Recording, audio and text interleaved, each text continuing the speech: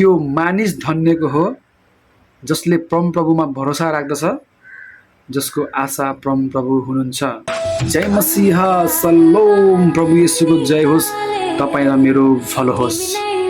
हो प्रिय हो, यिर्मिया 17 को 7ले यही भन्छ, त्यो मानिस धन्यको हो जसले परमप्रभुमा भरोसा राख्दछ, जसको आशा परमप्रभु हुनुहुन्छ। प्रिय हो, परमप्रभुमा भरोसा राख्नु भनेको संसारका उत्तम उत्तम असल असल सुन्दर राम्रो लाग्ने ज्ञानहरूमा भर पर्नु होइन, तीद्वारा परमेश्वरको सामु आउनु होइन। किनभने संसारका उत्तम उत्तम असल असल सुन्दर राम्रो लाग्ने ज्ञानहरूले तपाईँ माथि भरोसा गर्न सिकाउँछ अनि तपाईलाई परमेश्वरबाट टाढा बनाउँछ।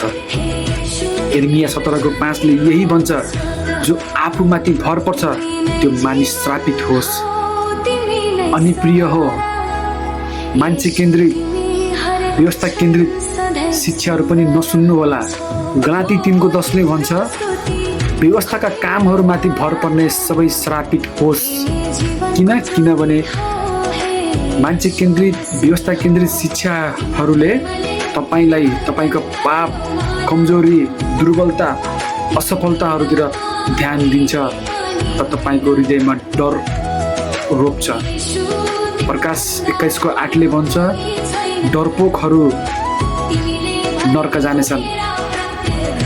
प्रिय हो, दोस्रो तिमोथी 1 को 7 ले यही भन्छ कि तपाईहरूलाई डरको आत्मा होइन तर शक्ति, प्रेम र संयमको आत्मा दिनुभएको छ।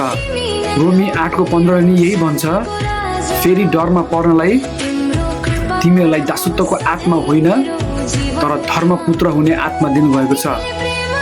अनि प्रिय हो, पहिलो यूहन्ना 4 को 18 ले पनि यही भन्छ, प्रेममा डर हुँदैन तर सिद्ध प्रेमले डरलाई हटाउँछ। डरको सम्बन्ध दण्डसँग हुन्छ अनि जो डराउँछ प्रेममा त्यो सिद्ध हुँदैन।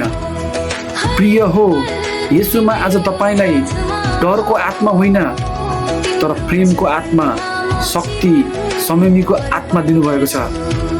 अनि तपाईको प्रेम सिद्ध हुँदैन कहिले पनि प्रिय हो, तर परमेश्वरको प्रेम मात्र सिद्ध छ। अनि येशूको कुराले तपाईलाई परमेश्वरको सिद्ध प्रेममा भर पर्न सिकाउँछ। अनि यिर्मिया 17 को 7 ले यही भन्छ, त्यो मानिस धन्यको हो जसले परमप्रभुमा भरोसा राख्दछ, जसको आशा परमप्रभु हुनुहुन्छ। यसैले प्रिय हो, येशूका कुराहरू मात्रै सुन्नुहोस्, जसले तपाईलाई सधैँ परमेश्वरको सिद्ध प्रेममा भर पर्न सिकाउँछ र सधैँ तपाईलाई परमेश्वर पितातिर डोर्याउँछ। मान्छेमा होइन, भरोसा येशूमै राख्नुहोस्। संसारका ज्ञानले होइन, अनुग्रहले तपाईलाई उठाउँछ। ख्रीष्टका वचनहरू नै तपाईहरूको हृदयको शान्ति हो। आमेन। यस भिडियोलाई लाइक गर्नुहोला, येशूको नाउँमा कमेन्ट आमेन लेख्नुहोला, साथै सकेको सेयर गर्नुहोला, किनभने येशूको निम्ति सेयर गर्नेहरूलाई येशूले इनाम दिनुहुनेछ। बुझ्नुभयो?